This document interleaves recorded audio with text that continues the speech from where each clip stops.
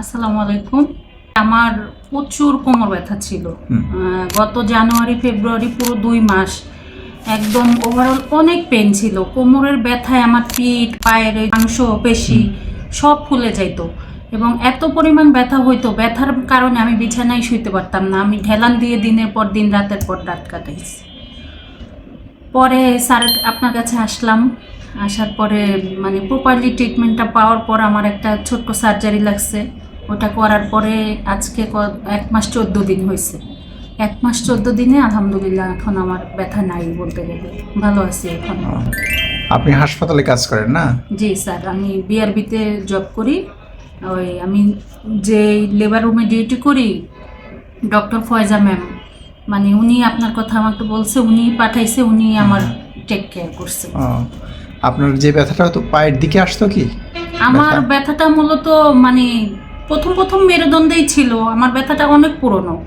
মেরুদণ্ডে ব্যথা একটু ভারী কাজ করলে দেখা গেছে রেস্ট নিলে ব্যথাটা ঠিক হয়ে যেত। আবার আমি প্রায় মেডিসিন খাইতাম, ওই যে ন্যাপ্রোসিন এগুলো খাইতাম, তো ব্যথা কমে যেত। তো এবার এমনই ব্যথা হয়েছে, ব্যথার কারণে মানে আমার পায়ের থোড়ার মাংসপেশিগুলো চাকা হয়ে যেত। একটু ওভার কাজ করলেই আমার দেখা গেছে পায়ের মাংসপেশিগুলো ফুলে যেত, শক্ত হয়ে যেত, একদম চাকা, দোনো পাই মানে একদম চাকা হয়ে রাতে যেত। ঘুমাইতে কষ্ট হতো। আর তো ওই ঘুমের কারণে এখন পর্যন্ত আমি রাতে ঘুমাইতে পারি না, ওর ঘুমার কারণে এখনো আমার এই প্রবলেম। 2 মাস একদম ঘুমাইতেই পারেন না? একদমই ঘুমাইতে পারিনি, রাতে তো একদমই ঘুমাইতে পারি। বসা থেকে উঠতে পারতেন না? বসার থেকে উঠা বলতে কি, আমি বিছানায় টানা শুইতে পারতাম না।